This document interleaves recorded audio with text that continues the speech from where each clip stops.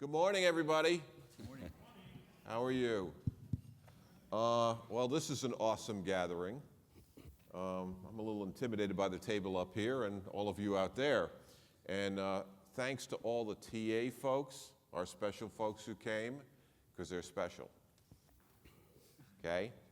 Welcome to the latest in Tax Analyst series of discussions on key issues in tax policy and tax administration. Today's debate will examine the intersection between U.S. state tax rules and international tax rules. I'm Chris Bergen, the president of Tax Analysts, which is the nonprofit publisher of Tax Notes Today, State Tax Notes International, and many other fine print and online products on federal, state, and international taxation. We are in, believe it or not, our 12th year of public discussions on tax policy. If you are new to our discussions, let me say it's great to have you here. Let me take just a moment to explain our process today. I will open things up with some brief remarks to introduce our topic. David Bernori, Deputy Publisher at Tax Analyst, and I will then kick off the discussion by inviting our distinguished panel of speakers to answer questions addressing various aspects of our topic. After that, we will open up the discussion to all of you, and we encourage all of you to participate. Actually, we're going to try something new here today. If you have a question or a point, just raise your hand as we're discussing, and we will recognize you and let you in, including everybody at the table. I just ask you, because we've got a lot of information to cover today, that you try to keep your comments brief. We are streaming live video of this event on our website. That explains the camera in the back of the room, so I want to welcome our virtual audience as well. We've now added a Q&A feature on our site that will allow the online viewers to submit their questions throughout our discussion today, and we will be taking those questions up here at the table. For all media purposes, we are on the record. For that reason, when one of us recognizes you, please tell us who you are. It helps with the transcript. And for those of you in the audience, once we call on you, we will get a handheld mic to you very quickly. We are also live tweeting this event at #StateTaxLessons as we reach more people beyond this room through social media. We invite our online viewers to send us questions via Twitter. Just tweet at #StateTaxLessons. I believe there's spaces between the words on that. And we hope to hear from you. We also will post the webcast and a transcript of today's event by the end of this week on our website, taxanalyst.com. And following this event, I'm told we will send a brief survey to all of you who are registered for this for your feedback, and we will be giving away a $50 American Express gift card to one lucky respondent. Now, on to the subject at hand, the intersection between U.S. state tax rules and international tax rules. The current international tax system is facing some real challenges. While the system has been largely unchanged since the 1920s, there's been a lot of public outcry recently over the ability of multinational corporations to generate significant revenue, yet be subject to a low tax burden. International governments have been feeling the pressure to change existing rules and, in essence, fix the problem. This is what led to the much publicized project led by the OECD, which focuses on base erosion and profit shifting, also known as BEPS. But taking a step back, let's look at the current international tax system. It relies on a set of principles and treaties drafted by U.S. and large Western European countries during interwar years. Not surprisingly, then, it reflects the economic realities of that time and does not address what we consider important issues now. For example, when cross-border commerce is an exception to normal practice, there is little need for detailed rules addressing jurisdiction to tax, nexus, or double taxation. But times have changed. The OECD's BEPS project touches on a number of important international tax concepts, including jurisdiction to tax, how to allocate income among different tax jurisdictions, reporting and sharing of taxpayer information, how to address double taxation, and how to resolve disputes. Interestingly, though, each of these issues has been considered at the U.S. state tax level for nearly a century. In a special edition of State Tax Notes and Tax Notes International that you were all given today. If you didn't get it, I think we have plenty of copies. We attempt to use the knowledge that has been gleaned by U.S. states as a means of informing the international tax debate. And that is the subject of today's conference. I am pleased to be joined by three tremendous panelists. Peter Barnes, of counsel with Kaplan and Drysdale; Diane Smith, counsel with McDermott, Will, and Emery; and Joe Huddleston, Executive Director for the Multi-State Tax Commission.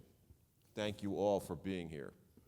We've also invited a number of esteemed people to join the speakers at this table, and while we expect they will participate in the discussion, as I said earlier, we encourage everyone in the audience to participate as well. So, Peter, could you start by addressing the general rules for determining what is taxable for international tax purposes, and specifically what constitutes PE? That's jumping straight into the fire. There's no doubt about it that on the international front, in general, state tax, nexus for tax is based on physical presence. And that's been a struggle for more than just the last couple of years. When e-commerce started to emerge in the late 1990s, the international world, uninformed by the states, spent a lot of time, 98 through the early 2000s, looking at whether e-commerce suddenly upended all of the rules on nexus for tax, and concluded they didn't.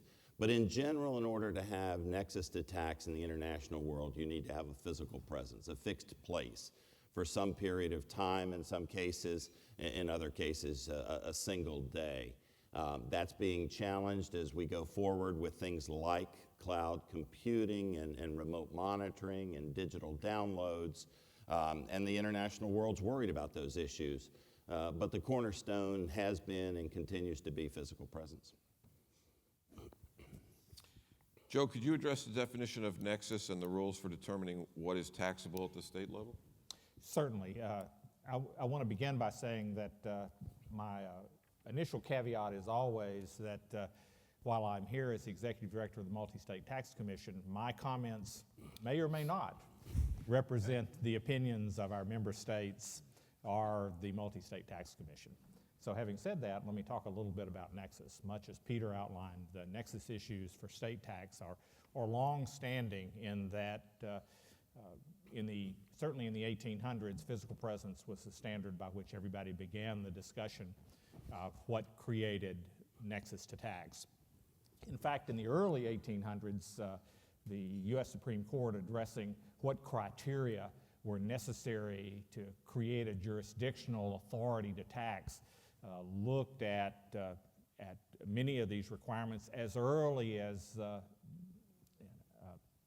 1819, looking at the question of physical presence and what causes a state or allows a state to have jurisdiction to tax. And basically they've broken out into two areas. Early on they looked at physical presence, as Peter said, in Europe. In other words, residency. If you were a resident in a jurisdiction, it was largely thought that, and in fact enforced, that there was sufficient requirement for that jurisdiction to tax, based upon some of the concepts that we'll talk about later having to do with dual sovereignty. That is the separation between the federal government and the state governments, and federalism as we talk about that going forward. Certainly as we evolved into the 20th century, the views of what created nexus for corporate income tax purposes began to evolve in the United States. It began on the base of looking at activities of railroads and other multi-state corporations, and we began to understand that the overall activity was not necessarily tied to a physical presence. So this discussion began to take place and continued to evolve through the decades of the 20th century, so that where we are currently is that for corporate income tax, many of the states will recognize nexus based upon activities that take place within the jurisdiction, that where corporate entities purposefully avail themselves of a marketplace. Many states, in fact most states, will take the view today that that creates physical presence. Now that has been hotly contested for the last 30 years, in fact, but as of today, the purposeful availment concepts of nexus in the corporate income tax area has been repeatedly affirmed at the state court levels, and the U.S. Supreme Court has not opined on that issue so far, but they have repeatedly declined to get into that area. So it's, while it appears to be a fairly straightforward mechanism of carrying on activities, obviously it's perhaps much deeper than it is broad. I think you have a question, Chris, right over here. Tara? Yes. Yeah, Kara Griffith with Tax Analysts. Peter, for you, I'm curious as to whether services PE mimics at all the state economic nexus. It clearly does. Let me back up just to make sure everybody's sort of on board. A number of countries, including fully developed countries, Canada, are starting to say, hold on, if you provide services here, even if you aren't physically here, that ought to generate a permanent establishment and give us nexus. And yes, it does. There's the same debate, exactly the same debate in the international world you have in the States, between the producer states and the market states, producer countries, market countries. And so, yes, the services PE is an effort to push the boundary and to say physical presence is not the only basis on which we're going to tax you. If you provide services in some fashion, in some way, at some level, then yes, you are subject to tax. There's one important issue to point out here. If you believe that income generally should be taxed once, always once, but only once, if we have more nexus, if we have more jurisdictions in which the income is going to be taxed, there probably is going to be a reduction in tax in some jurisdictions, the home jurisdiction or somebody. We need to remember that there's only one pie here. And what we're talking about, I think, is how to split that pie between producer markets and consumer markets, between countries, between states. And so as we expand the PE concept, if we go that route, we've got to recognize there's still only one pie here. Well, you know what, let me ask Diane a question, and Joe and Peter may want to weigh in as well. So when you look at Nexus and you look at PE, what specifically are the differences when you look at international permanent establishment rules and state Nexus rules? But if you can explain what those differences might be. Yeah, David, and everybody else feel free to jump in. And this is something I think that always comes as a surprise to people that are only operating in the international area when they suddenly discover that they may be subject to state corporate income tax. One of the primary things to realize is that because the state corporate income tax jurisdiction in many states does have this economic nexus component, meaning that you don't actually have to have a physical presence. Now, there's lots of companies that are challenging that, but to the extent that a state says that merely having economic presence in the state will subject a corporation to that state's corporate income tax. As we've just seen in the international area, that's not how the U.S., as the federal government, would subject a foreign entity to the U.S. Income tax. Thus, the result is that an entity can not have PE in the U.S. So, for example, they might have a treaty that says PE is not established merely by holding goods for sale in a certain state, but nevertheless, the state, because that foreign entity has goods actually there, they would have a physical presence and thus be subject to the state tax. That's really kind of the fundamental issue, is that you can have the no PE but still have state nexus. A couple other things to bring out that I think are interesting is that in the PE arena, there's much more control for the taxing jurisdictions. Because when you look at how it works in the US, we've got the Internal Revenue Code that says basically in the absence of a treaty, if an entity has income effectively connected with a trade or business in the US, then that income is subject to tax in the US. But then the treaties, which establish the permanent establishment concept, they pull back on that further. So they have additional exceptions within that are negotiated in the international arena. The states, bless their hearts, are usually in the jurisdictional aspect, they don't have as much control because they're subject to the overall U.S. Constitution, both the Due Process and the Commerce Clause. So the states have this limit that they can't ever exceed, and that they're kind of stuck with that. Now, the states also can pull back on what their jurisdiction is, and we see that when they've got their sort of doing business definitions in the statutes. Thus, in the same way that in the international arena, they may say, okay, if you're just storing goods in a jurisdiction, it doesn't create PE.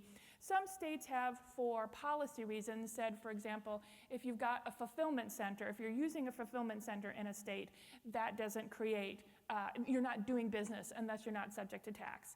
But that's sort of different than the Commerce Clause nexus issue. And one of the things Joe mentioned that I'd like to talk a little bit about is this concept of purposeful availment. Because I think when you look at the state nexus issues, you've got both the Due Process and the Commerce Clause. The purposeful availment concept is clearly a due process clause. So it applies to any jurisdictional concept. So even in the international arena, we've seen several cases recently from the US Supreme Court that before, even outside of the tax area, before a foreign entity can be subject to any type of jurisdiction here, there has to be some type of purposeful availment. Thus, they could not even be subject to tax if there was not some type of purposeful availment of the market in the US. On the other hand, we've got the Commerce Clause, which does not put any type of pressure on the federal government, but does for the states. And that's where we get this different nexus concept, which is the substantial nexus concept. Joe, do you agree with that assessment? I think that's largely accurate. I think that it's important to understand that PE, permanent establishment rules in the EU, tend to be much more restrictive than what we see in the states. There's any number of ways that physical presence can be established in the U.S. that would not meet a PE standard in the EU. The emphasis there on the word permanent.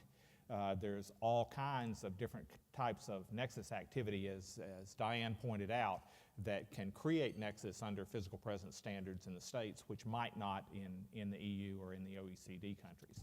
So there is a substantial difference. And what I would encourage you, as we make these discussions, I think it's important to keep in mind that this is really almost not an apples to apples discussion. What's going on in the EU and in other places around the world is really fundamentally different than what's going on in the States. Peter, do you agree with that? I do. Let me respond to one point Diane made and then make one new point. She said something very important that I don't want people to miss. The international group is not unmindful of the kinds of standards that the states apply because, as Diane said, the basic Internal Revenue Code has a engaged in trade or business standard. The U.S. only has 60 treaties. So there are a lot of countries in the world where the engaged in trade or business standard applies. So the international groups, I think, are pretty sensitive to that. The second point I want to make, though, is nexus is important, and we ought to talk about it, and I'm not trying to cut that short. But in the international world, the fact that you may be taxable is usually not that big a deal. Fine, you have nexus. I have a PE, I have a presence. That's the way I do business. Now let's get to the meat of the issue, which is how much income is attributable to the PE. So yes, there are taxpayers who just have this visceral reaction of, I don't want to have any tax compliance obligation in country X. I don't want nexus there, whether it's a state or otherwise.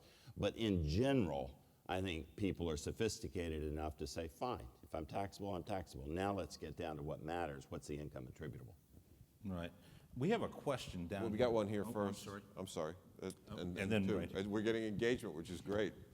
I'm Lyman Stone from the Tax Foundation, and I had a question about this circumstance where a firm could not have PE in the U.S. but still establish physical presence in a state. And specifically, that would seem to me to kind of cause a treaty problem. And so I was wondering, is there a case where this has happened and it's been, I guess not litigated, but argued out in a fairly public fashion between nations? I have in my head a similar circumstance with where tax incentives in Washington came up in a WTO case between the US and the EU. Is there a similar circumstance where a firm had physical presence but not PE, and it was hashed out fairly publicly? The answer, I think, is no, because it's so well understood. I understand that you look at it and you say, hold on, you don't have a federal obligation, but you do have a New York obligation. What's going on? But after that initial horror, the answer is that's absolutely the truth. The U.S. treaties do not cover the states. States are not covered taxes. That's crystal clear. That's uniform. Now, interestingly, and this is actually in one of the articles in here, interestingly, there are half dozen U.S. treaties where our treaty partner has covered subnational taxes. So there's a little bit of an imbalance in that the U.S. company is protected in the foreign jurisdiction, the foreign company is not protected here. But the issue is well understood, even if people think it's foolish. So I don't think it's controversial, other than by foreign investors who say, what's up? I'm surprised by this. And the U.S. does not hide this fact. This is not something we put over on other jurisdictions. They know that our subnational taxes are not covered taxes for treaty purposes under the PE article. Yeah, I think there's a couple of issues there, and one is that PE concepts, as we know them in the EU, really are not applicable here and would not be subject to litigation in this country. The other is there's been a couple of cases through the year, several cases in fact, looking at whether or not treaty obligations extend past the federal government, the states, and they've been litigated fairly uniformly and outlined in one of my favorite cases, ITEL versus Huddleston, and Barclays Bank. And there has been a history, at least not in the PE nexus area, but in the worldwide combined area, where the U.S. government actually initially did try to get some treaty protections prohibiting states from imposing worldwide combination, and that got shut down at the federal level. So there is this history that you can look to see that it was not popular. We have a question down here at the end of the table. So my question was actually answered, but let me follow up on this line right here. So in terms of... Can you state your name, please? Yeah, it's Pete Lowe with Kaplan and Drysdale. Right. So in terms of enforcement, states actually identifying situations where inbound companies may not have a PE or may not have nexus for federal purposes, but they do for states. How effective are states at identifying those situations? They're not very effective because for almost all corporate income tax structures, the state governments begin at federal taxable income. So much of the calculations that state governments do as they begin to try to apportion income based upon whatever their apportionment formula is relies on the federal figure. So it's very difficult for states to go above the line and look at the transaction basis of what that number is. And it's rare that states will do that, although at times they do, given information they receive from the federal government. On the end of that question, the implied follow to that is, well, assuming they are able to identify these numbers and they issue an assessment, can they in fact enforce that assessment? As a general rule, they can, because almost nobody does business internationally in a vacuum. They have all manner of transactional types of relationships with the U.S. and with the states that enable the states to be able to enforce an assessment. And Joe, you probably know more about this than I do, but there's the super secret, and I think we're getting into this later, information exchange that happens between the IRS and the states. When we're talking about PE at the federal level, because it's primarily more of a tax-based issue than a jurisdiction issue, there's a specific tax form that companies that say we don't have a PE, but we want to just file a protective form so the statute starts, they can file that at the federal level. I know that there's at least a couple states that do get that information that they can follow up on, because if it's being filed at the federal level, there's a possibility that they'll have physical presence. I don't know how widespread that is. It's not very widespread. And we're going to follow, we have a follow-up question later to address that issue, Diane, for the panel. Doug? This is a little bit of a follow-up question as well. Doug Lindholm with Cost. I want to explore further Diane's comment about worldwide unitary, and then Peter's comment overlays the fact that states are not subject to international treaties, and it begs the question of whether they ought to be subject to international treaties. Does the fact that they are not subject to international treaties impede our nation's ability to speak with one voice? And this issue, as Diane mentioned, first arose in the worldwide combined arena back with the Barclays case in the early 90s, when California tried to impose mandatory worldwide combined reporting, and our foreign trading partners objected vociferously to the extent that the UK threatened retaliatory taxation, something that was completely out of the hands of our federal government. It was really the federal government was forced to step in and sort of mediate a dispute between trading partners in the states. I don't think that was in the best interests of our ability to speak with one voice. And that same issue is coming up again as states try to put statutory definitions of what a foreign tax haven is. And I can't think of why a tax commissioner would be qualified to make that determination, given the political implications of calling one of our trading partners a tax haven. And I wonder if you guys would like to comment further on that. Doug, by the way, we have a couple of former tax commissioners. I know.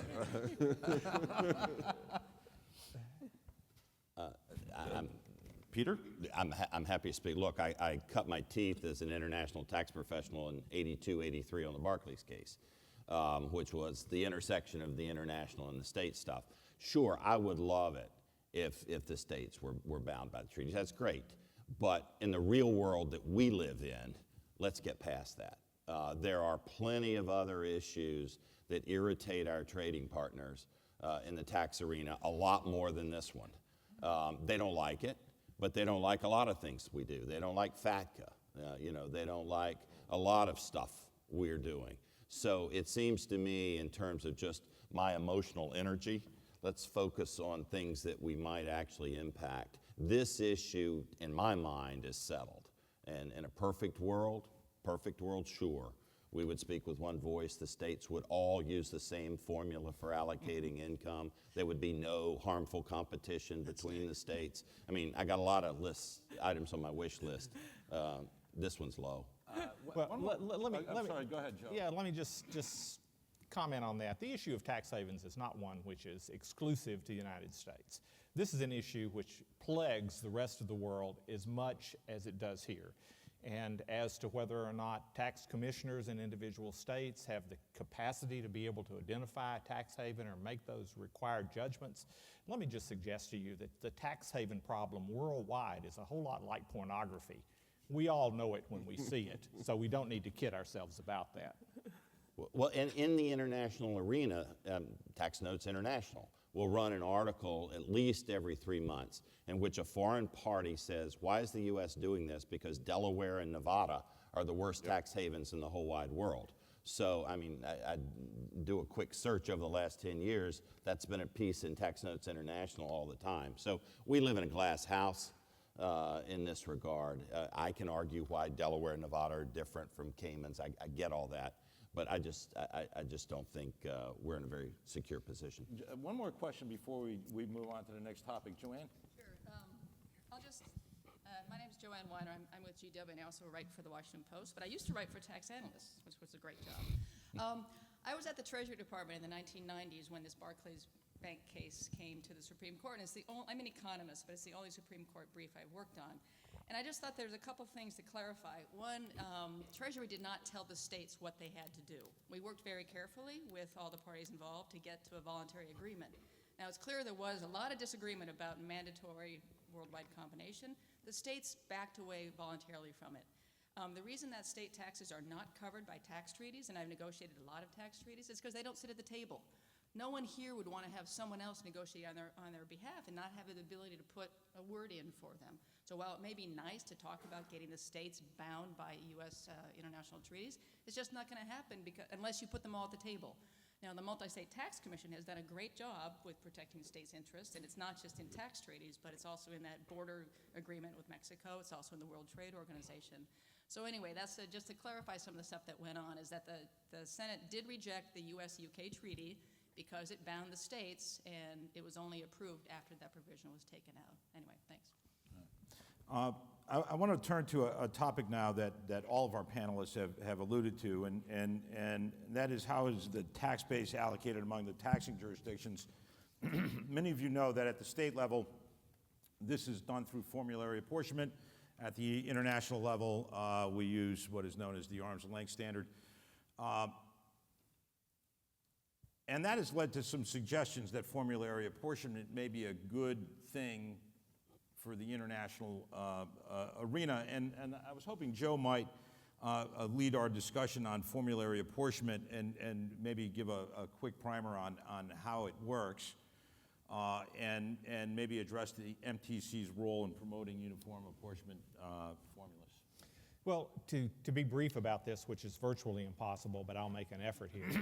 Formulary apportionment begins with the concept that if it is that businesses do businesses in jurisdictions, that some percentage, some portion of their income that's generated from various factors in that jurisdiction should be taxable in that jurisdiction. So the original standing, of course, is that you begin with the overall concept that 100% minus whatever statutory deductions are available should be taxed in the jurisdictions in which businesses do business. So that apportionment methodology then begins, at least in most states, beginning several decades ago, with the concept of a three-factor apportionment formula: payroll, property, and sales in your jurisdiction versus payroll, property, and sales everywhere else. And that characterization would fairly apportion income for a tax base in each jurisdiction impacted. Now, clearly, that's not something which has been able to maintain itself over time. While states moved to a three-factor apportionment formula and discussed that and utilized it for a number of years, they began to move away from that for a variety of reasons, so that today we have only a handful of states that actually use an effective three-factor formula for apportioning corporate income. Today we see states moving toward adding weight to the sales factor, or going all the way to the end of that spectrum of using a single factor of sales only in a jurisdiction to apportion income into various jurisdictions. California, for instance, a very large state, is in a single sales factor concept now, which basically says business activity carried on in your state is going to be measured by your sales in the state, not by payroll or property located in California. And a number of states continue to move in that direction. So as we look at apportionment concepts, we see states moving toward a more uniform concept of apportionment, but that uniform concept is a single sales factor. That clearly is not the direction that the MTC has supported and proposed and has worked on over the years. We've looked at a three-factor apportionment formula basis as being fundamentally fair not only to the states but to the corporate entities doing business in those states. And it either apportions or it allocates income based upon a admittedly fairly complex set of rules as to how that income is divvied up. But the focus is to find a portion of income that fairly relates to the business taking place in each jurisdiction, and to allow that portion to be taxed, to be the tax base in that jurisdiction. As far as uniformity goes, MTC has always been a proponent of uniformity. That was one of our basic concepts as we began our journey along with cost in the late 60s. We found that uniformity is an extremely difficult thing to deal with, primarily because of one big reason. Nobody seems to be very interested in uniformity today, neither states nor businesses. During my 8 years in the Commissioner's office in the state of Tennessee, I will tell you that of all the business entities that came and sat down with me and talked about their business operation in Tennessee, not one ever asked me to be treated just like everybody else. Not one. So uniformity, at least from my view of the business perspective, is not something that businesses are really that much interested in. And I want to be quick to say it apparently is not something the states are very interested in either. As you look at the world of credits and incentives, of tax competition that we're going to touch on later on, we see an environment where the states are certainly prepared to slice and dice their own tax bases for benefits perceived. So everybody seems to go their own way and do their own deal. Uniformity is something that's still near and dear to my heart. I see very positive aspects for it, both at the state and the international level.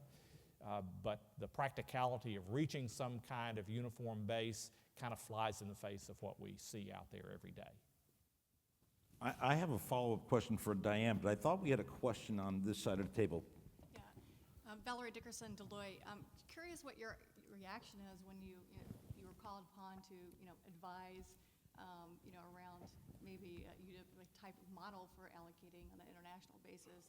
What do you say in the face of differing interpretations of the rules? And we'll go into the sales factor. We're talking about this goes to the base, and I think that single sales factor and then market sourcing for services puts a lot of pressure around the nexus question and what the tax base is. And then kind of layer onto that the states that judicially have gone to alternative apportionment, so they have maybe a performance-based factor allocation on the books, but in controversy they'll go the other way. What would your counsel be to? Would it be the MTZ model, or watch out, or what's the counsel there? Well, what I would say is that the MTC has proposed for a number of years of what we believe to be a fair and concise method of determining that, and it's called factor presence. And we look at the factors of payroll, property, and sales. If you have any of those above a certain level, and there's nothing sacrosanct about the numbers, it's the structure here, then you have nexus in those jurisdictions for tax. What we tell people when they talk about the complexities here, either at the state level or at the international level, is that tax is a complicated world. And it's critically important that jurisdictions are very quick in developing and promulgating rules. The rules are certainly as complicated in dealing with permanent establishment or in the EU as they are in the states. And it's my belief that no matter what methodology we have going forward, it's not going to make it less complex. So it's critically important that the jurisdictions involved have a transparent and rapid method of promulgating and establishing rules for any of these issues. And Valerie and Joe bring up some very good points. So Diane, can you just tell us and provide your thoughts on what you think the strengths and weaknesses are of formulary apportionment? I mean, what works, what doesn't, what the problems are? Sure, and I think when we talk about the strengths and weaknesses, some people, it'll be a strength, and the exact same thing to someone else will be a weakness. So I will talk a little bit about here kind of where some of the pressure points are. One of the, I think, biggest problems that we see right now with the formulary apportionment as the way it's been implemented by the states is that we seem to be using an economic model that's several decades old to try to apportion the current income. And when I say that, it's things like when you look at the property factor, for the vast majority of states, the property factor only includes real property and tangible property. It doesn't include intangible property unless you're a special industry like financial services. And we can see, over the past many years, intangible property like trademarks has become much more important, yet it's not included in the property factor. So some of those changes in the way the economy has happened have not been really pushed through to the way the apportionment formula is calculated. Another problem that comes up, and I kind of think this is the perfect storm, is, as Joe said, many of the states are working toward getting a single sales factor.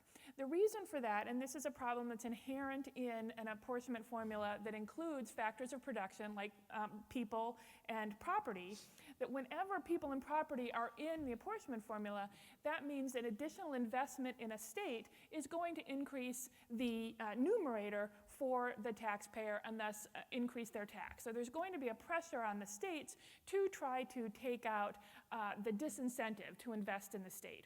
That's why we're moving toward this single sales factor concept. At the same time, the states are also moving toward the economic presence nexus. So states that have a single sales factor and economic nexus, you've got taxpayers that have nothing in the state, no property, no people. They're not using the infrastructure of the state the same way that companies that are actually there are. And yet, if their sales are equal, then they're going to have the exact same apportionment a percentage. And that's another pressure that I think is going to be coming up in the nexus arena and coupled with the problems with the apportionment formula. Another issue that I think is increasing in sensitivity is some of the definitional problems that can create a very real risk of double taxation, and for the state's perspective, also a risk that the income isn't going to be taxed anywhere. And so when we look at, historically, I think as was talked about earlier, there was always this cost of performance standard if you were selling something other than tangible personal property, like services or intangible property. This cost of performance standard. Well, states are now pretty drastically moving away from that to a market standard. The problem is that the definition of market is nowhere near equal among the states. The MTC has worked very hard at creating some type of definition, but you know, this is an iterative process, and many states have already come up with very different definitions. So even though they'll say we're a market state, that's not the end of the story. You have to very carefully look behind. Okay, do they have regulations? Are they saying it's, you know, for services is where the benefits received, it's where the services are delivered? Those could be two very different concepts. And I think that's something that we're going to see going forward is going to be a real problem when we're trying to, you know, enforce the apportionment formulas. Oh, I'm sorry. Yep, Peter. Yeah, going back to Joe's comment about the breakdown in uniformity of factors and looking at what can the international community maybe learn from the state experience.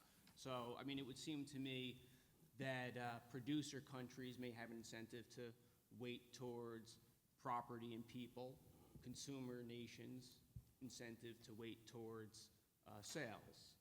And this would inevitably lead to double taxation. Going back to Peter Barnes's one pie concept, how do we avoid the double tax problem? Yeah, can I just speak to a couple of those issues? One is that I agree with Diane. This is in the sense that we live in a fundamentally different world in the 21st century than we did in the 19th century when physical presence and PE standards found their home. We live in a consumption-based world, certainly in the U.S., and producer nations, quite contrary to what Peter suggests, producer nations have a pretty strong political incentive to go to a single sales factor because it reduces the tax burden on their localized industry if sales are worldwide. I guess what I would say to you is that, yes, there are some complexities, there are some details that certainly have to evolve over time as we look to an intangible kinds of commercial base across the world. But that speaks to the fact that physical presence can no longer be a reasonable standard in the world that we live in. That's not how people do business. And the states and nations are going to have to adjust their mechanisms for taxing business entities that do business in their jurisdiction.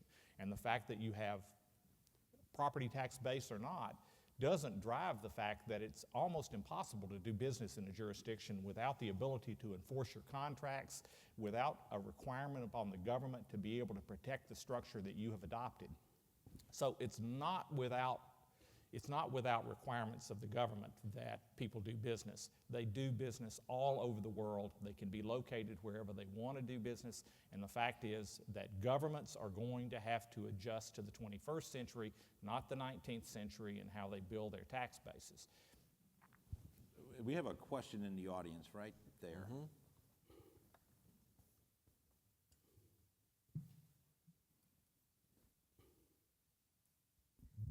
Thank you, David. Scott Dranker to the Tax Foundation. There seems to be a lot of talk about how to, well, this might be coming from Joe mostly, talk of how to get at a tax base or how to make sure that people are paying based on activity, et cetera. How does the benefit principle enter into the conversation here? Because eventually we have to realize that, especially for corporate taxes, these things are going towards infrastructural costs, and that really only benefits people in a geographical area. So sourcing that moves away from a geographical basis to tax people seems a little bit out of place. How do we enter the benefit principle into the conversation, and what is its place? Yeah, I guess my focus would be, as I said before, the structure of the benefit received is a discussion that really does come out of a period where everything was, you had a local business inside a corporate jurisdiction and you got fire and police protection. And everybody said, oh, you got fire and police protection, so you got to find some way to pay for it. Well, in the modern economy, that's not the only thing you get. In fact, what you get is a marketplace that's secure, and that your contracts and your ability to carry on business and enforce those contracts and have customers is protected and guaranteed and maintained by a local jurisdiction. So, yeah, it's certainly an argument we've heard over time. I'm not sure that the benefit received argument is as forceful as it was 75 years ago, but it's certainly an argument that takes place. And if the calculation is going to be, oh, I get very little, so I shouldn't have to pay anything, that kind of rolls back to every single tax base out there. I've passed the point that my children are in public schools, so I get no benefit from public schools whatsoever. And boy, would I like to stop paying property taxes. But that's not the world we live in. Good point. Can I pull us back a minute? Yeah, sure. It's great to hear these state tax discussions because they bear closely on the international side. But I feel like this was a mile-long race, and we immediately jumped to the three-quarter point, which was, how are we going to look at the factors and split this stuff up? Let me go back just a minute. There's an interesting discussion buried in Kimberly Clausing's piece in here, and I recommend it to you very highly. From an international perspective, we quickly, in this debate, and it's smart people, it's Kimberly Clausing, it's Lee Shepard, it's Mike Durst, we immediately set out two paradigms. At one paradigm is the separate entity arm's length side. At the other end is global formulary apportionment. And we talk as if those are the two models, and by God, separate entity accounting, arm's length standard is completely broken, so let's go grab this global apportionment. I don't think that's the way the world is going to work in any realistic setting, but I also don't think that the apportionment approach, formulary apportionment approach, is silly. Let me try to put it in context. Separate entity accounting, and I'll get to it in just a moment, I think is absolutely the way to go. It is the only way to go. We're going to go that way. The UN has looked at it. The OECD has looked at it. I think we're going to stick it with separate entity accounting. But, within the transfer pricing methods, there are a variety of accepted approaches: comparable uncontrolled price, cost plus, resale minus, profit split. In appropriate cases, and there are not a lot of them, but there are some.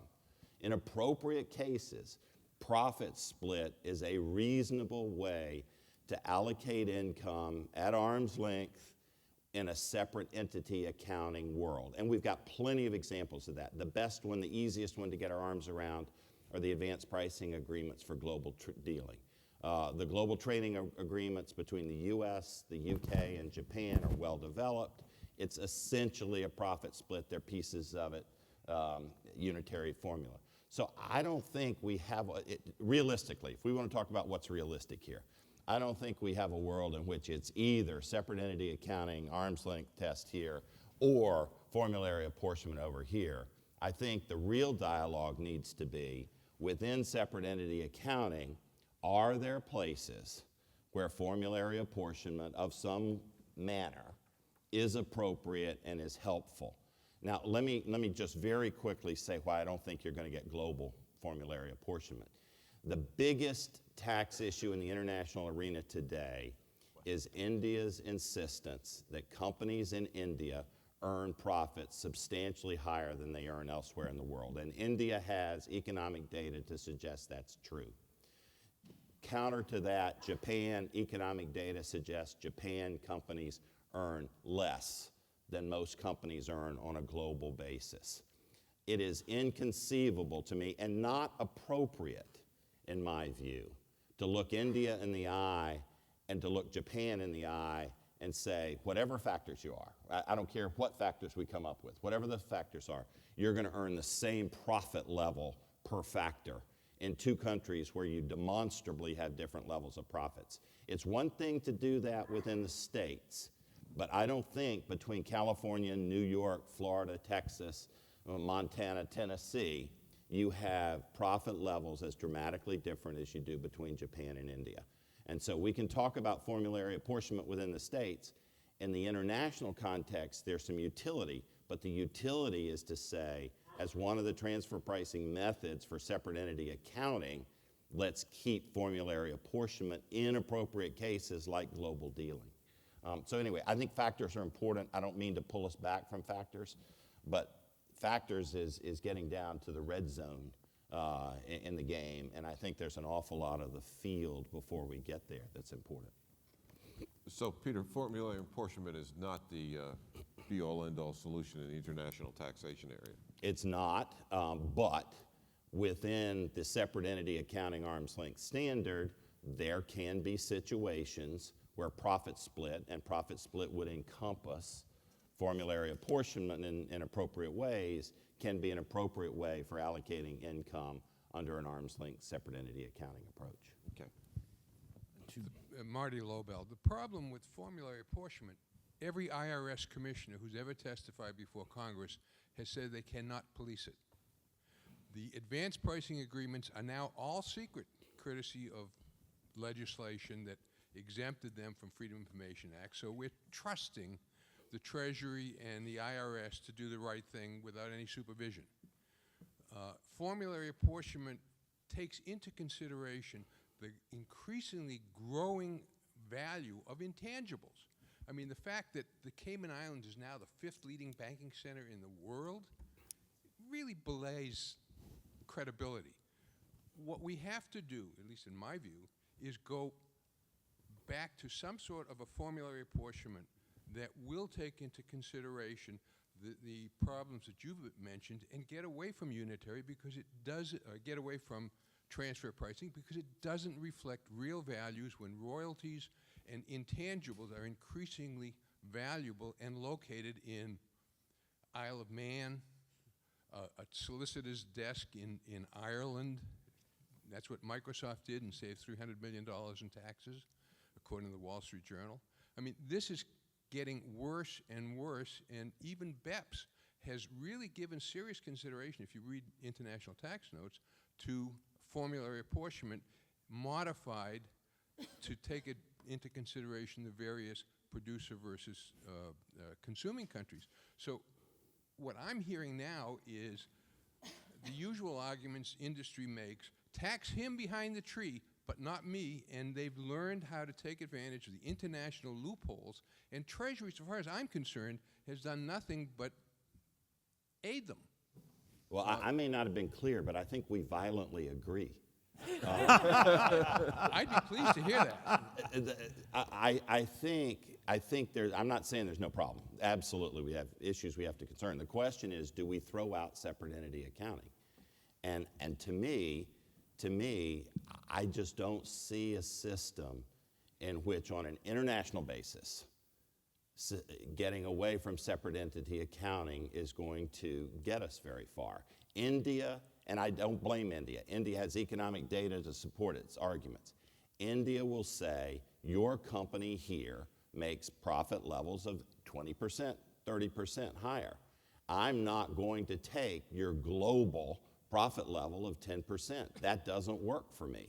So I think the question is at a narrower level, not not at the separate entity accounting versus global apportionment level, but at a narrower level, do you have integrated operations where some sort of profit split, formulary apportionment to deal with residuals may be appropriate? But that is very, very different from the notional idea that we're just going to throw the company all together and then split up its profits around the world. And that, I think, and I'm caricaturing it, but that is the notion that formulary apportionment says. It says, I can't deal with any of this stuff, throw it in a pot, split it up. I just don't see that happening because profit levels are demonstrably different around the world. Yeah, let me briefly speak to that. The concept that I often hear is one which Peter espoused, and right up until he said only way to go, I was really agreeing with him on a lot of the things he had to say. But I want to point out to you that combined reporting has been operating in the United States since the 1930s. And has become more and more embraced by many states. Maybe more than half the states have some form of combination right now. It does, in fact, work. And if you look at the flow of what goes on in the U.S. as opposed to looking at a global entity structure, we really are a bottom-up kind of structure, so that the states operate kind of as a separate entities, as you will, sovereign states in their tax structures. And much the same way that many of the countries around the world do in their relationships to each other. So I don't want to say that there's not problems with combination. There certainly are, and I recognize those that Peter outlined as being problems. But they're problems that the states have been facing now for decades, and they have built rules and a basis for dealing in combination and in unitary business principles that do, in fact, work. Now, we live in an environment in the states where we have separate entity reporting states and we have combination states. The implication is that somehow you have to have this great world bubble that enforces combination on everyone. That's simply not the case. It's never been the case in the United States, and I'll say to you that it wouldn't be the case in the rest of the world. And as India and Brazil and other countries out in the BRIC group have indicated, they're perfectly prepared to go their own way with their own structures that are meaningful to them.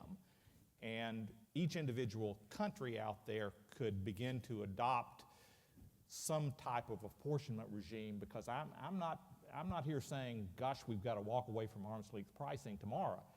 I'm not. I'm just saying the same thing that you're saying, except I'm reversing it. I don't think that the concepts of arm's length pricing have a very long future in the world of tax either. We had another question right here. Eric Toder, Tax Policy Center. I actually want to ask two quick ones, following up on two comments by members of the panel earlier. One, Joe referred to tax competition, and I understand tax competition among the states really has to do with attracting business or industry to your state. In the international world, there seems to be another form of tax competition which countries seem to feel important, and that is getting companies to be resident in your country, supporting your national champions, which may or may not have anything to do with the amount of domestic investment. And I just referring to the recent Medtronic merger, where they've gone to Ireland, but apparently nothing is happening to their activities in Minnesota or anything like that. So, so that's one question about, in looking at the state international, is the different forms of competition meaningful? The other question I wanted to follow up was Diane's comment about the formulas not taking into account intangible property. And so I just wanted to know if anybody thought, if you did have a formula, how would you allocate intangible property? Do you want me to start with that question? Sure. Okay, sure. And it's a great question, because since the very concept of intangible property means that you can't actually find it anywhere. But I think that you can look at different types of property, and for example, patents. You might decide, well, the patents should be sourced based on where they're being used. So is there a manufacturing plant that's using them? Is there a research facility that's using them? Are there several manufacturing plants? trademarks, you might look at where they're being used, you might look at the area that they're being developed in, where they're being enforced. So I think that there are situational examples that you can use to source that intangible property that would be more reflective of actually how the company's value is being generated. Yeah, let me respond to Joe's point, and Joe's points are well taken. It questions whether you're a glass half full or glass half empty kind of guy. You make a very important point, Joe, which is that, yeah, the states, we've lived with the fact that some are combined reporting, some are separate entity reporting, and we don't have to have uniformity, and I agree with that completely, and in the international setting, we're not going to get complete uniformity. I get that. I would point out, though, that the states have tax rates generally running from 0 to 10. In the international world, it's from 0 to 40. So the stakes are a lot higher. In the states, there's a heck of a lot of commonality. We're one country, and there are only 50.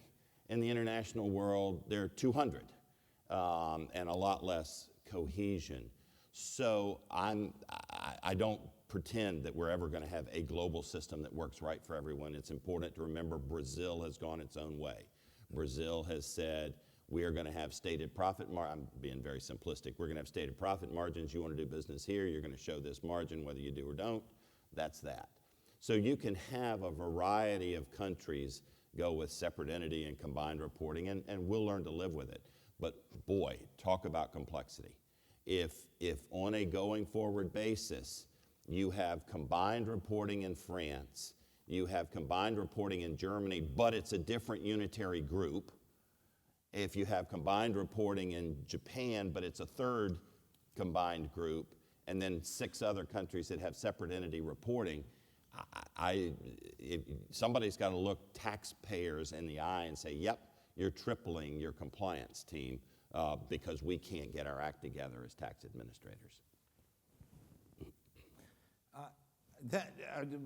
Peter and Diane and Joe actually raised a bunch of terrific issues, and the one that strikes me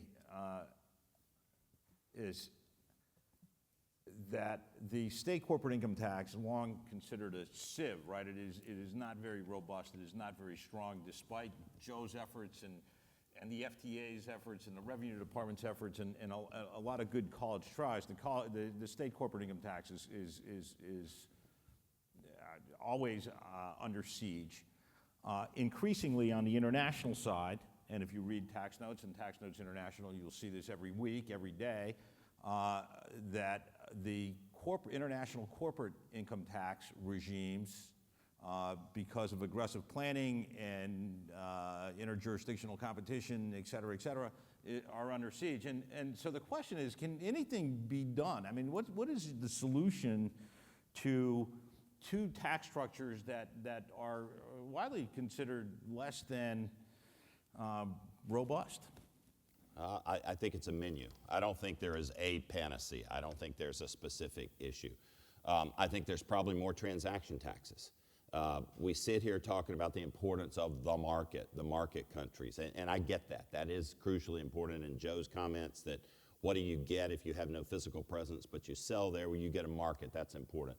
I think you recognize that not through income taxes, but through transaction taxes of one type or another. The U.S., we all know this backwards and forwards, the U.S. does not have a VAT. And therefore, any comparison of how our corporate income tax compares to other countries' income taxes is apples and oranges, because in the other jurisdictions, they have a VAT. So one solution, a part solution, is a VAT. I think you go with simplified methods and safe harbors. If we think transfer pricing is so hard, and it is, we can pick simplified methods and safe harbors. The taxpayers will jump on that. That's the discussion that's going on now between the U.S. and India, has not reached a conclusion, but that would take a lot of issues off the table. And then enforcement. Sam Maruca of the IRS cry for help. And what happens? The budget got cut earlier this week by $300 million. Proper enforcement so that you're picking your cases, you're making sure the buy-ins are the right value, that sort of thing. I think there's no single solution, but I think there's a menu of solutions that can make a real difference. Yeah, I agree that I think there's a menu of solutions out there also. I think from the other perspective on some of these issues having to do with value-added tax, for instance, I think I would go back to what I mentioned earlier before. I think it's important to keep in mind that the U.S. structure really is a bottom-up structure. Most of the countries with VATs around the world are top-down structures that largely had these value-added structures given to them after World War II, with the exception, of course, of Switzerland. And that the complexity and the problems of replacing, and of course you first have to start with the question of if you're talking about a VAT, are you talking about an add-on or a replacement?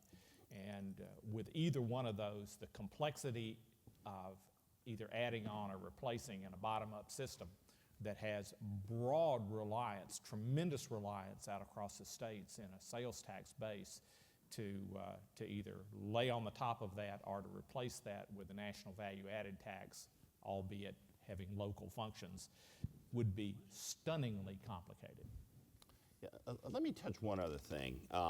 There's been a hint in the first hour, and not explicit. Usually it's explicit, but maybe we had a hint of it, of sort of morality, that these amoral corporations are doing a host of things that are bad, either aggressive tax planning, or other things that are bad. I'm perfectly willing to accept we need to have that discussion with respect to corporate taxpayers, but there's a hypocrisy here that drives me nuts. Joe touched on it, and he pointed out he no longer has kids in the school system. He'd love to not pay the property tax. But let me just mention 3 quick ones. And tell me, you don't have to raise your hands, tell me if anyone you know has done any of these things. They earned deferred comp in a high tax jurisdiction like Washington, D.C. or New York, and they moved to Florida and received the deferred comp with no state tax. They spent their work career, that's one, spent their work career in a high tax jurisdiction that had an estate tax. They retired to Florida where there was no estate tax. Third, they managed their days in and days out of New York City so that they would avoid the New York City tax. If you pick up Kiplinger's magazine, if you pick up Money magazine, if you go talk to any personal advisor, these are pure vanilla, simplistic tax planning things, and there's not the slightest moral taint to any of it. And yet everything we're talking about here with respect to corporations is exactly this. It's deferring income one place, receiving it at another place. It's measuring your days in, measuring your days out. If we're going to have this sort of moral taint about corporations, and I'm not saying we shouldn't, let's have that discussion, we've got to be willing to look at our neighbor who does these things and look at ourselves who does these things and say, is there a difference? Is there a moral difference between the individual who does this and the corporation who does this? We had Harley and then Joanne, or... I think it was in the other order. Oh, I'm sorry, Joanne and then Harley. Thanks. I probably have one of these microphones. Well, I just have, I guess, 3 points that came to mind. The first is, Peter, you're talking about India having a 20% profit margin and how outrageous that is. I think Marty Sullivan at the end might raise the 200% profit margins in some of these tax havens as being a problem. Back in the 1990s, the Treasury Department had a conference. Eric Toder was at Treasury, and so was I at the time, where we looked at all these issues. I feel like nothing has moved in the last 20 years in terms of looking at these issues about formulary versus arm's length for the U.S. However, there's been tremendous movement in one area where I think actually people can learn a lot, and that's in the European Union. Back in about 1990, the Rudin Report came out. They totally rejected formulary. 1994, U.S., OECD, new transfer pricing, firmly arm's length. Well, guess what? In 2011, the European Union proposed, not just talked about, not just issued a report, but actually proposed formulary apportionment among the EU member states. Now, here's a catch there, and Joe worked on some of this, and I worked on the report as well. The catch is that it's not mandatory. Companies can choose to stick with separate entity if they would like, but if companies feel like this spaghetti method of connecting points just doesn't work, that the compliance costs are so high, they can go to a simple formula and use that to determine their income within the EU. They also learned a big lesson from the US states that said, none of this unitary tax stuff, and no worldwide taxation. So it's water's edge, and it's an entity basis, not a combined report. Okay? So those are 3 points I wanted to make about that. Thank you, Joanne. Harley? Thanks, David. Harley Duncan with KPMG, and I want to, I guess, I understand the motivation, Joe, having defended states for 25 years, but I think you let them off too easily on the uniformity question. It seems to me that it really is wanting your cake and eating it too when you argue for economic nexus, 100% apportionability, and then say, oh, but after that, we'll do whatever we want. And I'm not sure we need to get down to the level of benefits received versus services delivered and die in that quagmire, but instead I think it's like Peter says, there's a lot of halfway steps of whether it's elections, safe harbors, and the like that can be done to create greater consistency across the states, which seems to me to be necessary, or at least a concomitant of 100% apportionability and nexus everywhere, and still deal with the compliance issues. Because that, I think, is a real burden that is coming down on the U.S. state corporate income tax system. Second, I'd echo what Joanne indicated. Well, I think part of the subtitle here was Lessons for International Reform from the States. I think there's plenty of lessons we can still take here in terms of what, for example, they're doing in the European Union on indirect taxes for compliance burdens, for consistency in rules.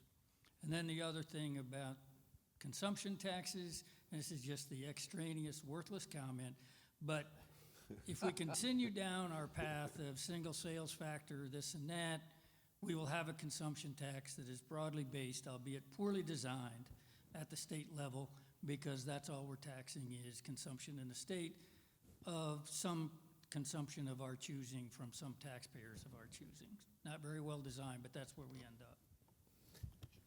Diane? One other thing on the state level is that also it's not transfer pricing versus apportionment at the state level, because the states also use a transfer pricing regime to decide in many cases what the overall tax base is that is going to be then apportioned among the states. We've got quite a few states that have historically looked at the whether there's arm's length pricing between the affiliated entities to adjust the actual tax base. Any sort of effects on changes at the federal level on transfer pricing concepts have a significant effect on the states that use that transfer pricing concept.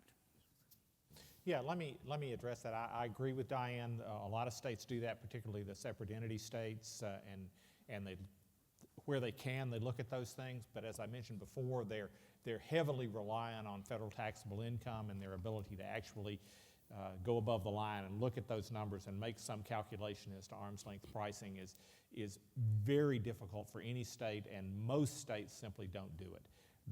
They start with where they are at federal taxable income, and that's where they stay. As to what Harley had to say is letting the states off too light. If I did, I didn't mean to. The states are as complicit in this as anyone else in terms of their inability to reach or to dramatically drive toward more uniform processes. But what I would suggest to you is that the states are merely the handmaidens of the political process. The political process is largely driven by private industry throughout the country.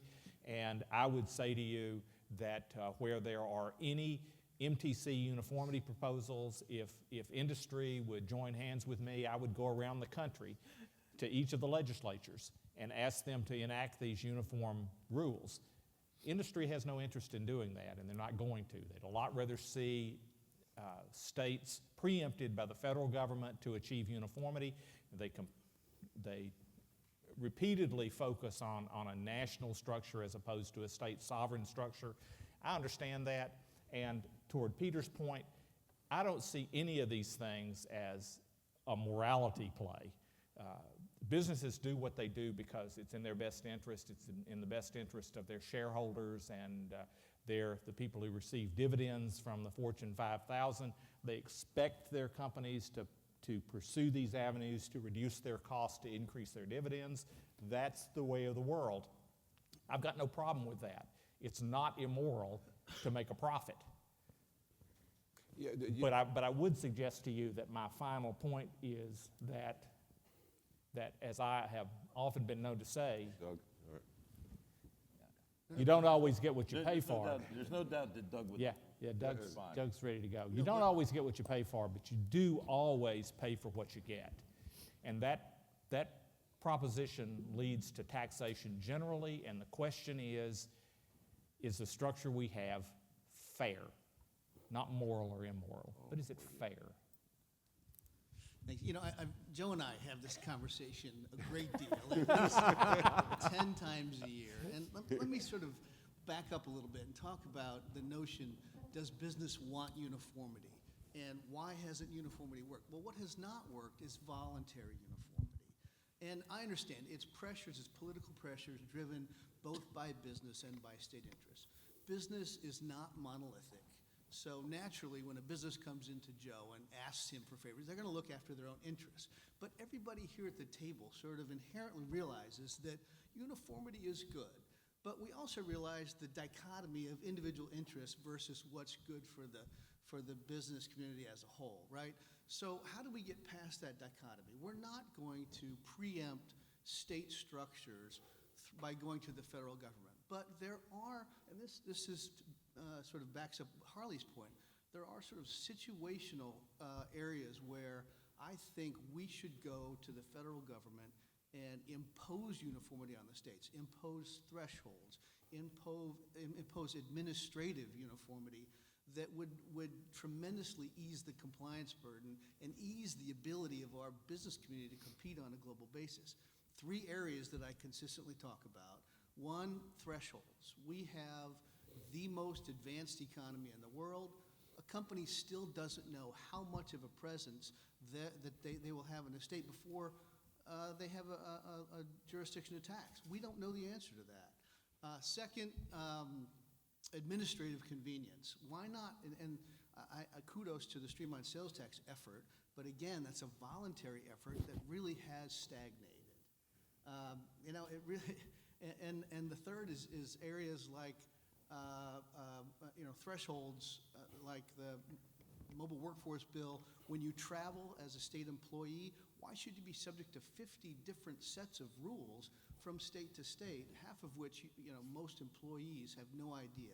Why not impose a single threshold before state rules kick in? It just makes common sense to me, and it's not that, you know, the business community wants to preempt state efforts. I think there is a happy medium between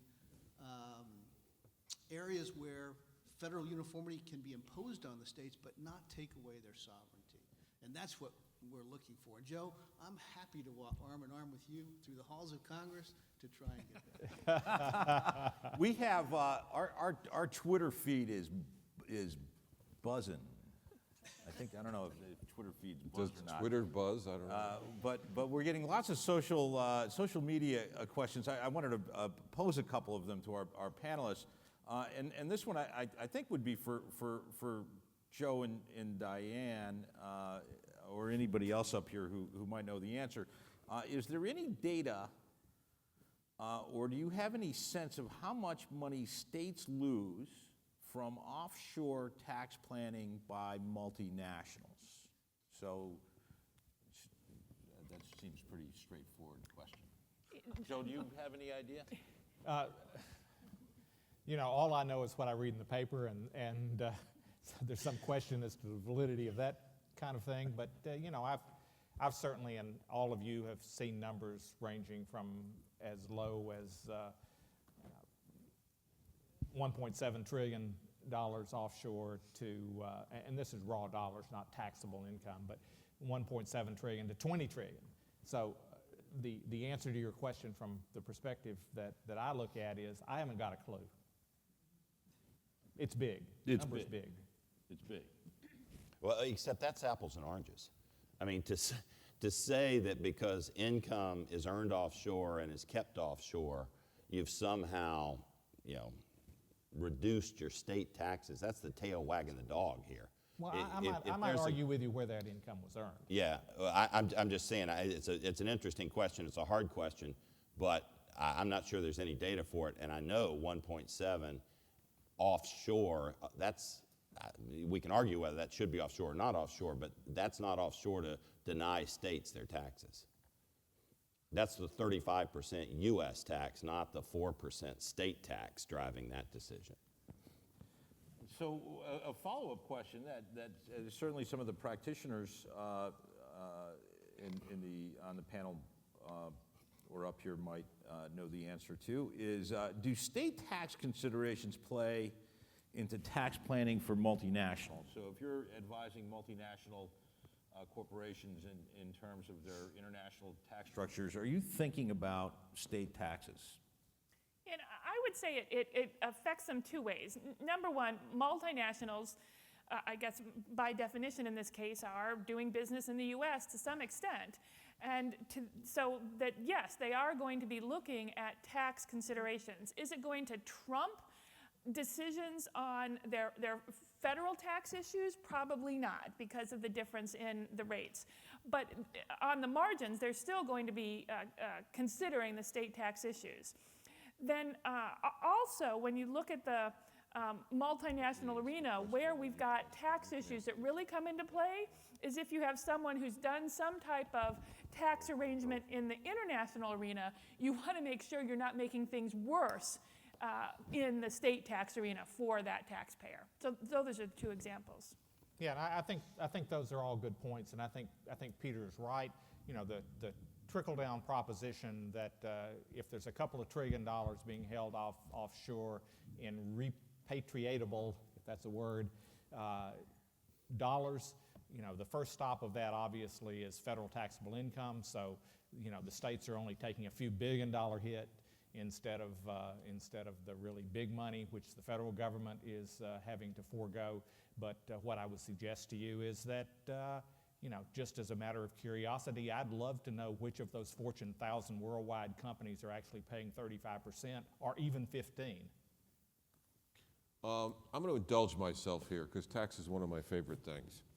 I know what tax avoidance is. I know what tax evasion is. I think I know what morality is. I was raised by the Jesuits. What I can't figure out is tax and morality in the same sentence? I'm sorry, it leaves me scratching my head. Peter, you said about the issue of taxes and morality, which I first confronted in Europe, that it fits into the debate. I'm curious how, because this really is a problem for me.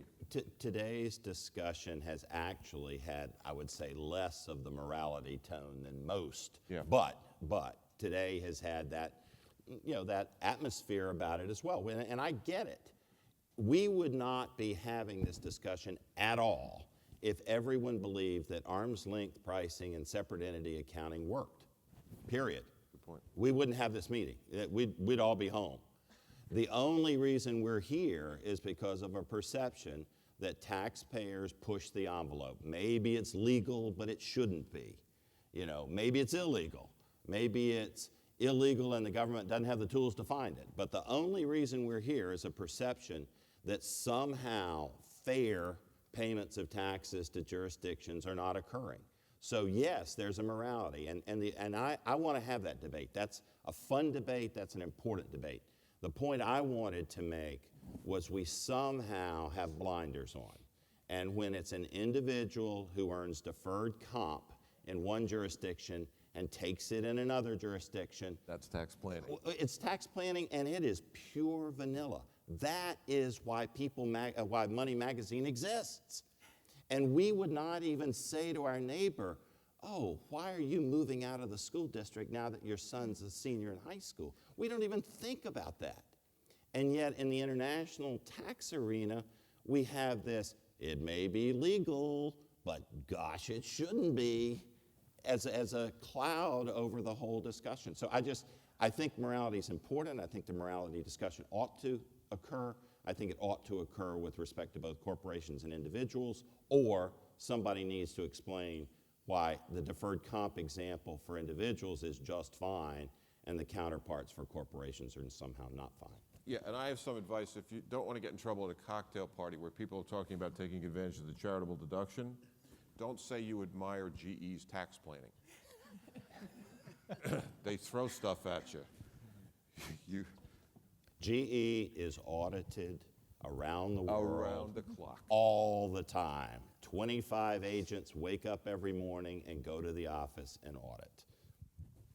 Right. Eric? Hi, I'm sorry, I just can't let this go. Neither can I. First of all, I don't think it's a difference between individuals and corporations. I don't think anybody objects if corporations use bonus depreciation to reduce their tax liability. That's an incentive that Congress deliberately put in the law for the purpose of stimulating investments. We may think it's good or bad policy, but there's no ethical issue there. I don't think there's any ethical issue if I put money in a 401k. I mean, I am avoiding tax because I could make the same investments outside the 401k and pay more. I do think there's a question when people engage in transactions, and it's very hard to know where to draw the line, but I think we would not have a civilized society if every action by every human being, that all we did was obey the law and we showed no consideration for other human beings other than obeying the law.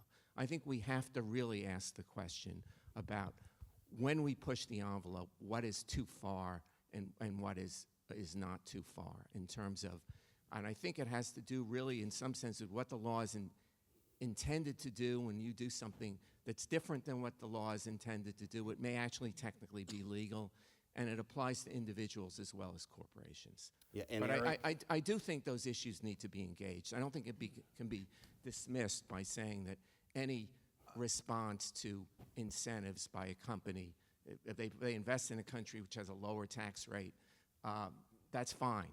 But the other aggressive tax planning, I think there are some issues, and I don't know where to draw the line. Peter, excuse me one second. Eric, that's an interesting point.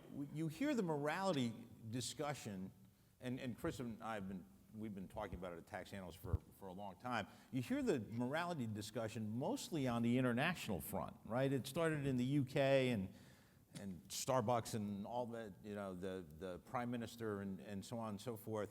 You don't hear it much. And I wanted to ask our state panelists if they hear it. You don't really hear the morality issue of taxes morality at the state tax level all that much. Would you? I don't know if you would agree with that, Joe or Diane. No, I disagree, and I think that a couple things come in. The first one is that there's been a lot of work from a professor out of Alabama that has used her religious views as sort of a concept for morality, and she's written a lot on how that should inform state governments and how. So that's sort of one area that we've seen, and I think other people have taken her up on that on similar areas. But certainly in the corporate arena, there have been, and I don't know if it's been formally written about, but a lot of discussions about, corporations are bad because they set up their intangible holding companies in Delaware. And I think that when you read some of the cases that have determined, for example, that nexus existed, kind of one of the underlying themes is that there was something bad, not legally necessarily, they found a legal reason for it, but that there was something inherently bad about doing that, and that's how the court got sort of justified. So I think that there is this definite underlying current of morality. Joe? Well, I guess there is too, and some level. I guess I personally have a problem with the concept that an artificial legal structure is somehow can be immoral. from my own perspective, that kind of falls into the area of who people are. I go back to the concept of fundamental fairness as to questions that we can disagree on. The issue of morality or immorality is one that we can obviously agree or disagree on, but it comes at a completely different level. It's Jamie Yesno, it's Grant Thornton. It's the classic question of what one can do versus what one should do. And I know that I, as a practitioner, I wrestle with that question every day in the state tax arena. I guess the question for Diane, I'm going to tie it back to what we talked about earlier. When you have a client that is in the multinational, has very little presence in the U.S., but all of a sudden determine that there's nexus, even though you might not have permanent establishment, what do you tell that client? Do you tell that client, well, the states aren't going to catch you? Or do you say, well, these are the legal requirements, this is what you have to follow? Oh, it's definitely the latter. Well, California is out there. I'm never going to tell them the states are never going to catch them, because I do think that there are some very sophisticated states that are being very careful. And then I don't think it would be, sort of from a legal, ethical point of view to bring up the issue of you're never going to get caught. And particularly when we're talking about income tax, we do have the FIN 48 issues that the concept of being caught is not even relevant. Yeah, and in the international area, it's exactly the same thing. I mean, let's face it, you want to file your return, and this goes back to my earlier statement. Whether or not you have nexus is not a big deal. The question is, what's the income attributable? So I would always counsel somebody to say you want to file that return if there's even a close call, because you want to be the one who has books and records and says this is the income attributable to. Because if you don't, and there's later an issue, the government is going to say, well, the income attributable to was 10 times what I think the income attributable to was, and I'm in a hole because I didn't file a return at all. So on a morality basis or a cost-benefit basis, you will always counsel the taxpayer to file the return, figure out the income attributable to, report it, and then be off to the races. And that's one big difference, I think, between state and international, is that there are certainly states where if you think that the company does not have nexus in the state, it may be a really bad idea to counsel them to file a return in that state, because the state may decide that merely by registering and filing the tax return, that is itself sufficient to create nexus.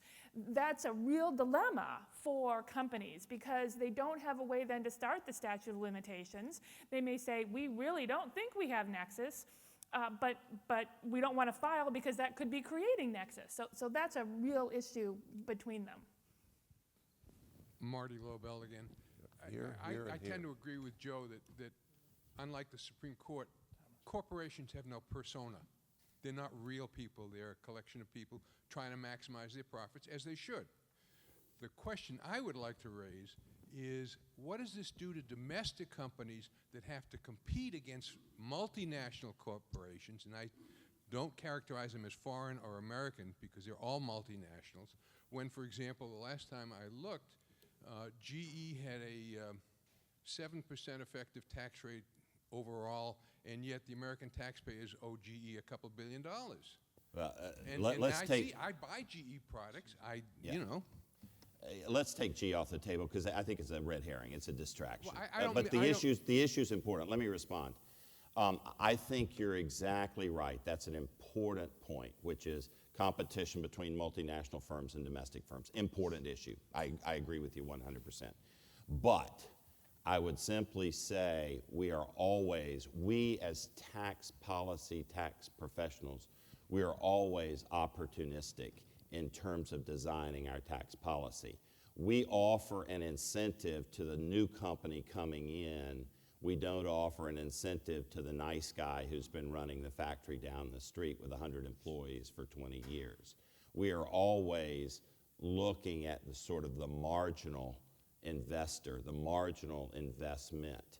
And I think the multinationals, let's be clear, the multinational competing in Illinois with an Illinois company is probably paying the same tax in Illinois for what it's doing. it is if in these intangibles cases that we're all concerned about and legitimately concerned about, the company typically will have rights to the U.S. in the U.S. and rest of world rights somewhere offshore. I don't think, your point's well taken, and it's a legitimate and important issue, domestic competition between domestic only and multinational companies. I don't think there is a big distortion there, because within the U.S., a multinational is going to be taxed by the states and by the federal government like any other company.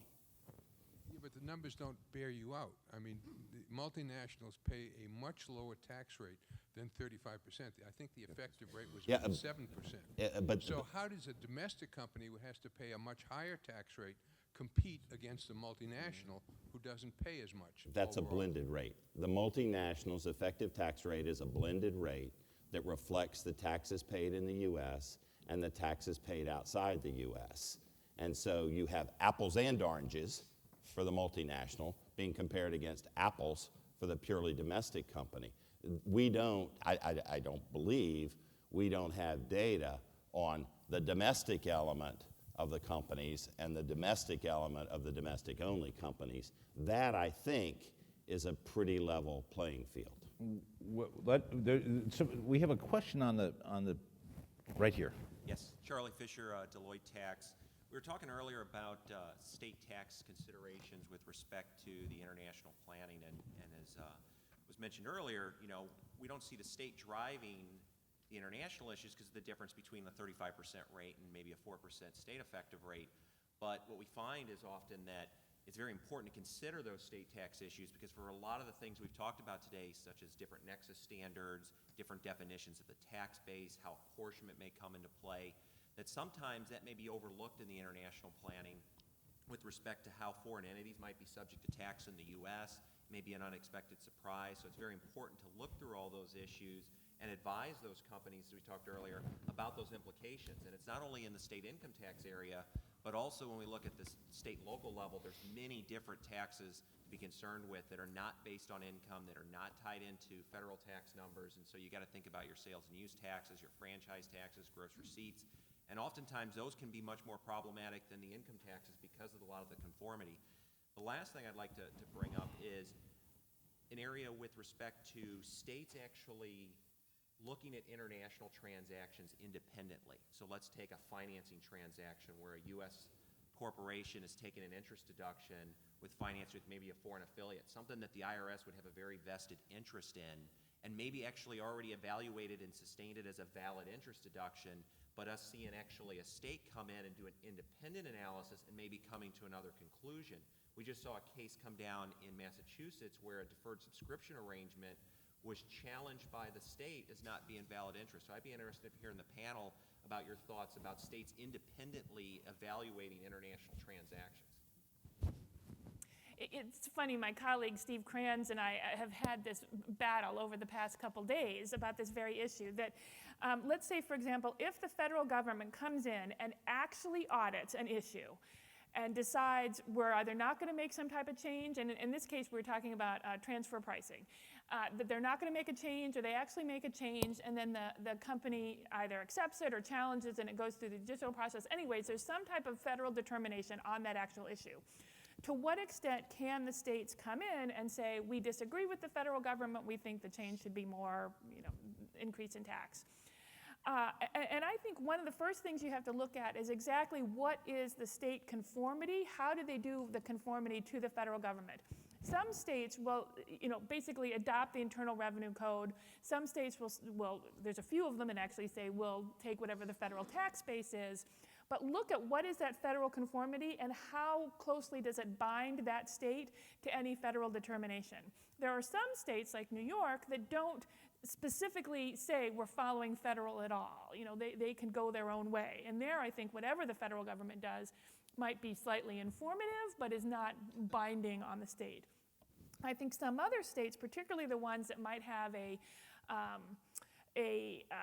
482, for example, concept at the state level that completely borrows from federal, they may be bound a little bit more closely to what the federal government has done, as long as the federal government has actually looked at it. Joe? Yeah, I kind of agree with that in most areas, and that if the states have bound themselves to the 482 rules, they have done just that.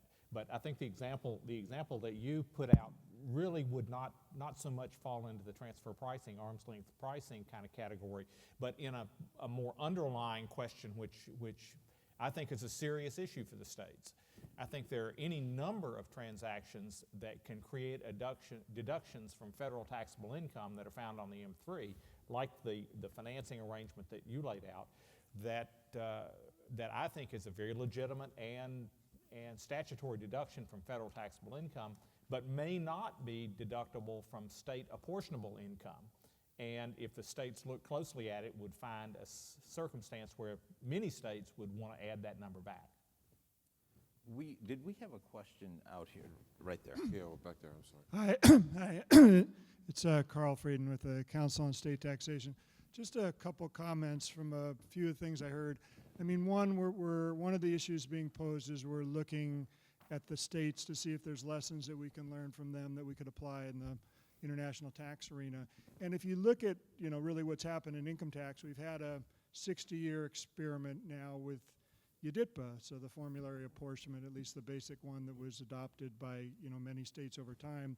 And we're clearly seeing, despite, perhaps the valiant efforts for the MTC to make it more uniform at this point, still based on a double-weighted sales factor, the states have voted with their feet, and their feet are, almost half of them now have single sales factor, and in probably 10 more years, 2/3 of them or more will have single sales factor. So they're increasingly moving away from balance factors towards consumption as the only factor, and it's pretty clear why they're doing it. It's one of the same reasons governments are having problems in the international tax arena, which is there's a strong push to always favor your domestic companies, favor them so they can do exports, and favor them so that you tax them less, and that they'll grow jobs in your jurisdiction. And I don't think this applies any differently to the international tax arena, which does then get you back to begging the question of, if you look at, there's two decisions countries make. One is how much they want to tax as a percentage of GMP, and the other one is what is the proportion of the different taxes. And several speakers have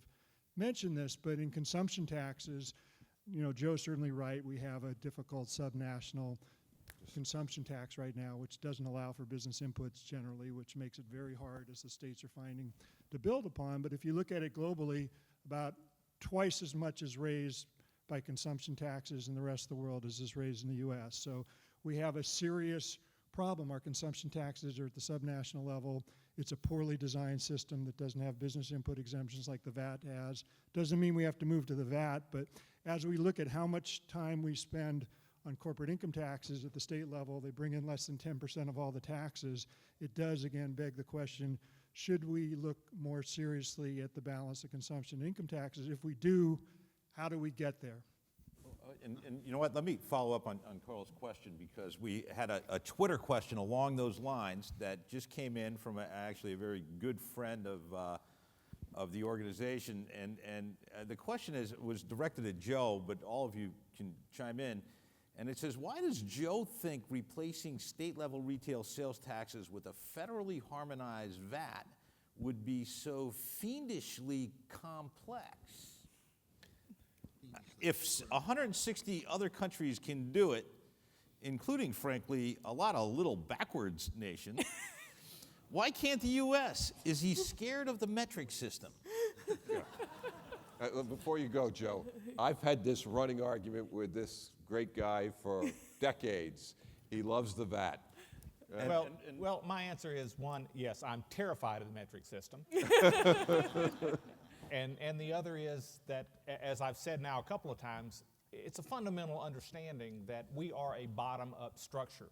We have filled the gaps in what we do in our tax structure from the bottom up, from the lowest level possible, from special taxing jurisdictions for alligator control in Louisiana and Florida, to our school districts, all the way up to major components of our general fund revenue in the states. The level at which our sales tax has been structured over the decades that it's been in place. Most sales tax started to come online in the 1930s and really caught some momentum in the 40s and the 50s, and by the middle of the 50s, the sales tax were at the apex of where they are. The difficulty in changing that transaction is not the overlay concept that we see in Europe. Yes, Europe and Japan and Asia were able to do this largely because they were scorched earth, for lack of a better phrase, and the World Economic Community at Bretton Woods and other places didn't really deal with these tax structures. But over time, certainly from the period of the Great Depression through the war, these things were largely overlaid. They didn't have this root system that was built up of tax structures that is prevalent in the United States today, that every cubbyhole of need has been addressed by consumption-based taxes in most jurisdictions. And to simply overlay a national VAT to say we're going to do 22%, which would be a replacement level that I've seen, without any regards to the state and local taxes at all, and somehow we're going to compensate the state and local governments, and we're going to pass back to them some revenues equivalent to what they currently raise. Any of you who've ever dealt with a county clerk, let me just promise you that your promise to them of, oh, we'll take care of you, is not going to carry much weight in this country anywhere. So if you don't believe that there's a huge complexity here, let me just reinforce in your mind, there is a staggering level of complexity, not just in tax policy, but in public policy considerations relative to how we pay for what we get. I'm curious, Peter and Diane, would you agree with that assessment? Because we're trying to learn something. The states may be able to learn something from the international community. 160 countries use it. I teach a semester-long VAT class at Duke University. I love the VAT. I think it's fabulous. I've studied all sorts of places. Canada's the quickest example where they overlaid and still respected the provincial taxes. I think it's fabulous. I think in my lifetime I will never, ever, ever see a U.S. VAT. Yeah, and I think, we've got the two options. One is to overlay the VAT on the existing sales tax and keep the sales tax as it is, which would be in a sort of instant, incredible increase in consumption taxes for people. And then secondly, we have the replacement where the federal government steps in and then gives it back to the states. The states, I think, have a legitimate question as to whether, over the long term, the government would continue to give them back at the same level to actually replace any type of sales tax. So I do think it's really problematic. I think they're having this debate right now in India. Well, they are in India, and Malaysia is the better example. And it's called tax reform. It's about upsetting those county clerks, Well, and making them not do what they want, but do what's better for the tax-paying public.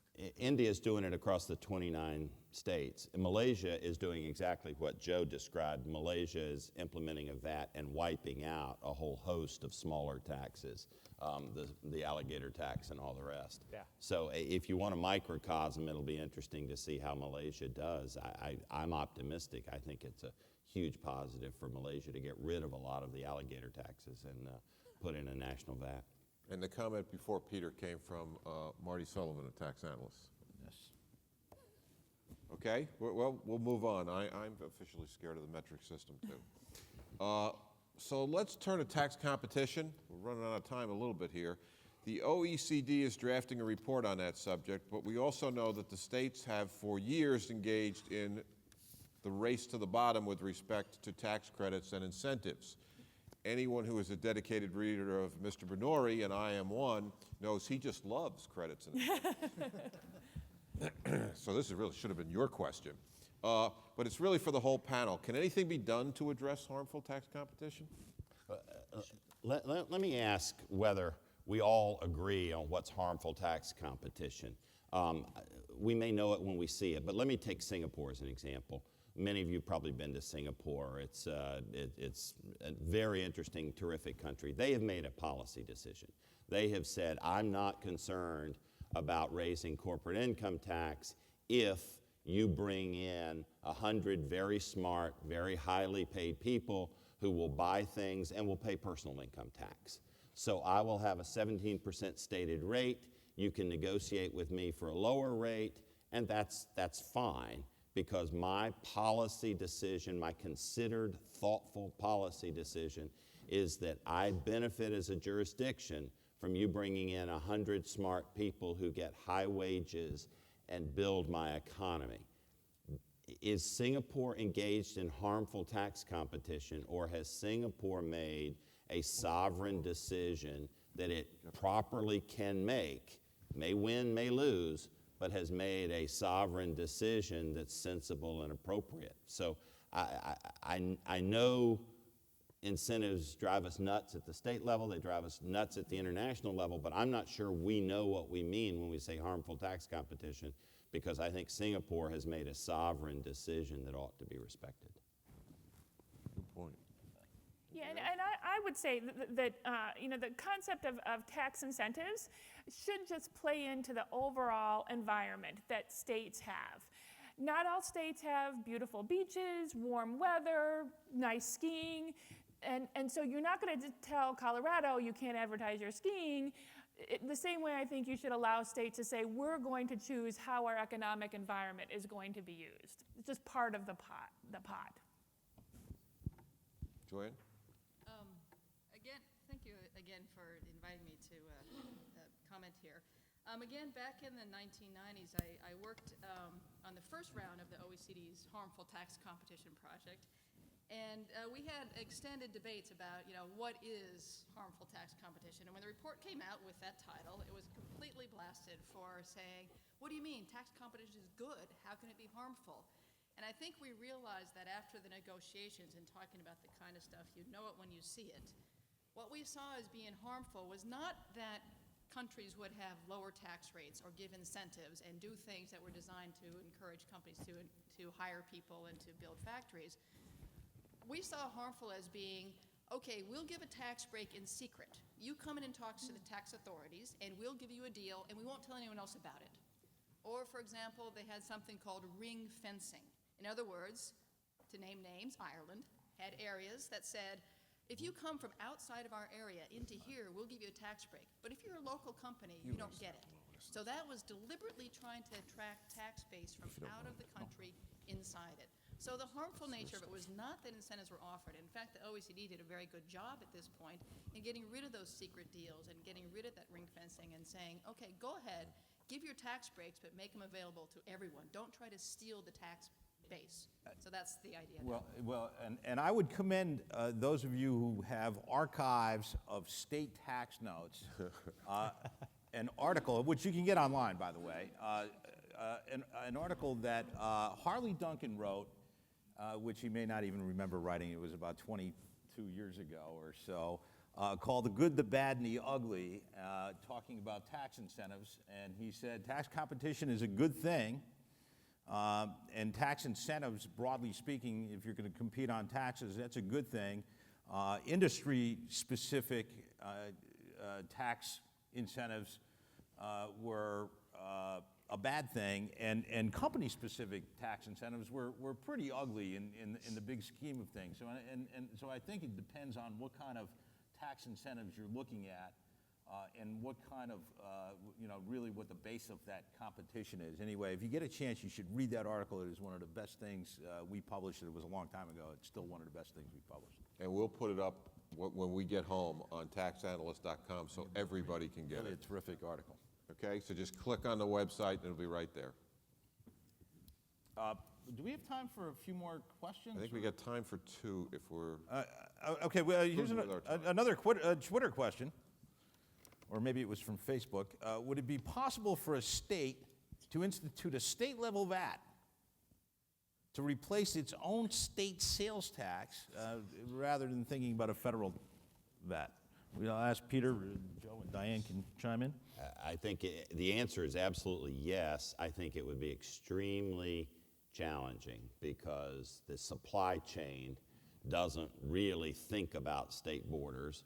Our other tax rules don't require you to think about state borders. Right. So sure, you could do it, but all the headaches that Joe says would exist on a national level would be magnified if you did it at a state level.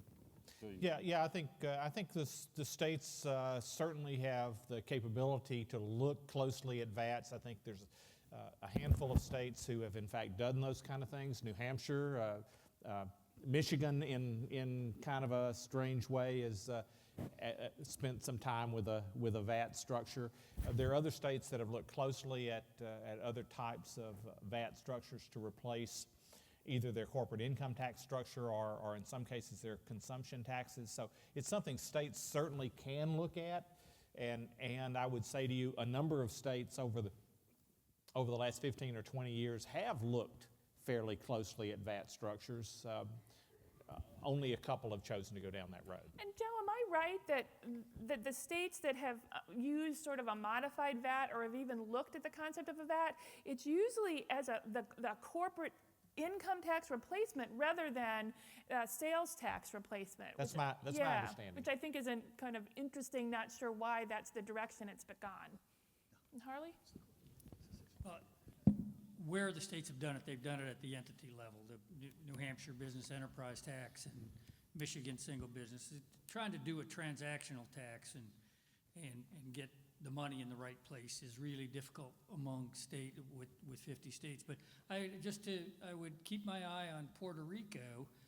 First of all, they're going through some tax reform or lots of discussions and looking at consumption taxes, but they're also making some changes to their sales tax that have some VAT characteristics, such as collecting tax on the import, collecting it at each stage, crediting it back, not working with the base as much, but at least using the VAT transactional tax characteristics to improve compliance with their sales tax. They kind of like the pyramiding structure, don't they? Well, but there's an opportunity to recapture some of the tax that you pay on the inputs, but it's based on the sales tax base, not a VAT base. So it's just kind of it's a hybrid of hybrids, probably, is what it amounts to. Anybody have any more questions? I'm very sensitive to people's time. I know you're all busy. So we almost got through our questions, but we'll end it now. First of all, thank you to the TA staff that put this together, and thank you to all the TA folks who are here or who are watching. The best part of my job is I work with the best people in the world. This has been a fantastic group, including the audience. I want to thank especially our panelists. This was a fascinating discussion. I appreciate you all for coming, and I hope you have a good day.